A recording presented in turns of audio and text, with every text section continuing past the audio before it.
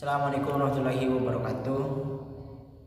Alhamdulillahirabbil wassalatu wassalamu ala asyrofil anbiya'i wal mursalin Muhammad wa ala alihi washabihi ajmain, amma ba'du. Yang terhormat dosen pengampu mata kuliah manajemen risiko Bapak Farid Ardiansyah STMM, yang sangat saya banggakan teman-teman kelas 6D 2018. Di sini kami akan mempresentasikan hasil makalah kami yang berjudul tentang Enterprise Risk Management atau dalam kurung IRM, yang mana di sini kami ada tiga orang, ya, ada Eli Indriani dan Undi dan juga saya.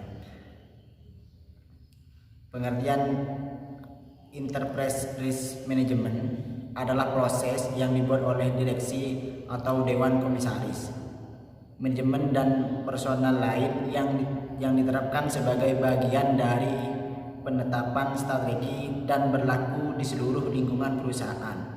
Lalu dirancang untuk mengidentifikasi peristiwa yang berpotensi terjadi dan dapat mempengaruhi entitas dan mengolah risiko agar masih dalam batas-batas risk appetite untuk memberikan keyakinan yang memadai tentang tercapainya tujuan entitas.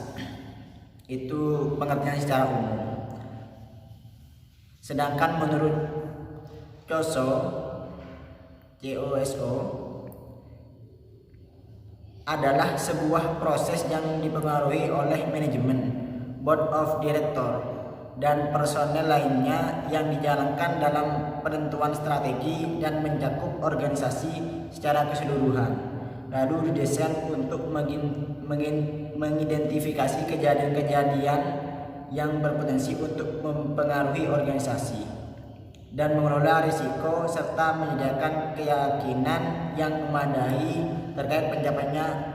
terkait pencapaian tujuan organisasi. Itu pengertian dari Enterprise Risk Management. Selanjutnya akan dijelaskan oleh teman saya. Terima kasih. Ini saya akan menjelaskan tentang komponen Enterprise Risk Management. Di dalam komponen tersebut ada 8 komponen. Yang pertama, internal environment atau lingkungan internal. Lingkungan internal menjadi penentu organisasi dan menjadi dasar bagaimana resiko dipandang dan diperlakukan oleh orang-orang dalam entitas. Yang kedua adalah penentuan tujuan. Di dalam Enterprise Risk Management memastikan bahwa manajemen mempunyai proses untuk menetapkan tujuan-tujuan entitas dan tujuan-tujuan yang dipilih memang mendukung dan sejalan dengan misi entitas dan konsisten dengan risk appetite. Yang ketiga adalah identifikasi peristiwa. Nah, peristiwa internal dan eksternal yang berpengaruh terhadap pencapaian tujuan entitas harus diidentifikasi. Yang keempat adalah penilaian risiko. Risiko dianalisis dengan mempertimbangkan beberapa kemungkinan terjadi dan dampaknya sebagai dasar penentuan bagaimana risiko tersebut harus dikelola. Yang kelima adalah tanggapan terhadap risiko. Manajemen memilih cara-cara untuk menanggapi risiko seperti menghindari, avoiding, menerima, mengurangi, atau membagi risiko. Mengembangkan sejumlah tindakan untuk mensejajarkan risiko dengan risk tolerance dan risk appetite entitas tersebut. Yang keenam adalah kegiatan pengendalian. Kebijakan dan prosedur dibuat dan dilaksanakan untuk membantu meyakinkan bahwa tanggapan terhadap risiko dilaksanakan secara efektif. Yang ketujuh adalah informasi dan komunikasi. Informasi yang relevan diidentifikasi, dikumpulkan, dan dikomunikasikan dalam bentuk dan pada waktu yang memungkinkan orang-orang melaksanakan tanggung jawab mereka. Yang terakhir adalah pemantau. Keseluruhan ERM dipantau dan dimodifikasi jika perlu. Pemantauan dicapai melalui kegiatan manajemen yang terus-menerus dan evaluasi terpisah atau kedua-duanya. Adapun tujuan Enterprise Risk Management menurut COSO 2004 menyajikan 4 kategori tujuan, yaitu yang pertama strategi, di mana dilakukan untuk mencapai tujuan sejalan dengan mendukung misinya. Yang kedua adalah operasi atau pengujian yang efektif efektif dan efisien dari sumber daya. Yang ketiga adalah pelaporan, di mana keandalan pelaporan. Yang terakhir adalah kepatuhan atau sesuai dengan hukum yang berlaku. Selanjutnya akan dilanjutkan oleh rekan saya. Yang selanjutnya adalah kegunaan entrepreneur risk management.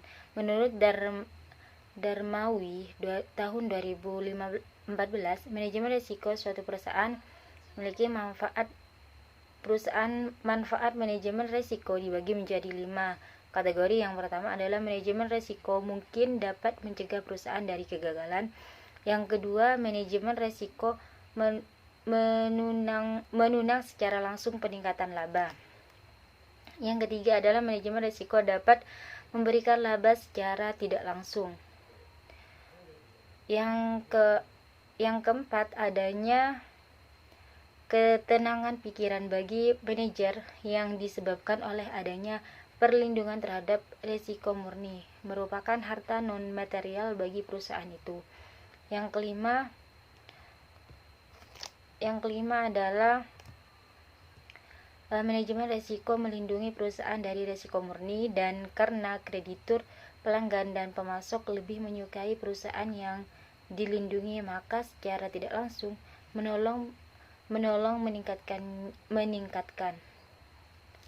Menurut Darmawi tahun 2014, hal tersebut dilaksanakan melalui sejumlah kegiatan sebagai berikut. Yang pertama adalah identifikasi risiko. Mengetahui adanya risiko, sifat risiko yang dihadapi, dan dampaknya. Identifikasi risiko merupakan proses penganalisisan untuk menemukan secara sistematis risiko yang mungkin timbul. Yang kedua, pengukuran risiko. Menganalisa atau mengukur risiko yang mungkin terjadi untuk menentukan prioritas risiko mana yang harus diselesaikan terlebih dahulu dan metode yang digunakan untuk menyelesaikan atau menguranginya. Yang ketiga adalah pengendalian risiko. Dengan cara menghindari risiko, mengendalikan kerugian, memisahkan kegiatan yang beresiko, dan kombinasi dari ketiga cara di atas serta pemindahan risiko. Menurut Irham Fahmi tahun 2015, dengan diterapkannya manajemen risiko di suatu perusahaan, ada beberapa kegunaan atau manfaat yang akan diperoleh, yaitu yang pertama,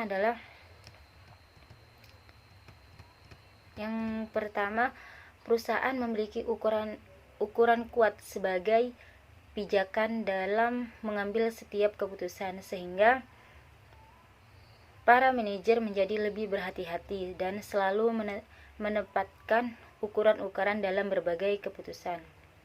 Yang kedua adalah mampu memberikan arah bagi suatu perusahaan dalam melihat pengaruh-pengaruh yang mungkin timbul, baik secara jangka pendek dan jangka panjang.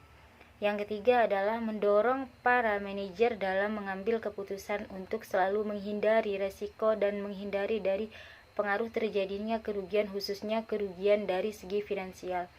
Yang keempat, memungkinkan perusahaan memperoleh risiko kerugian yang minimum.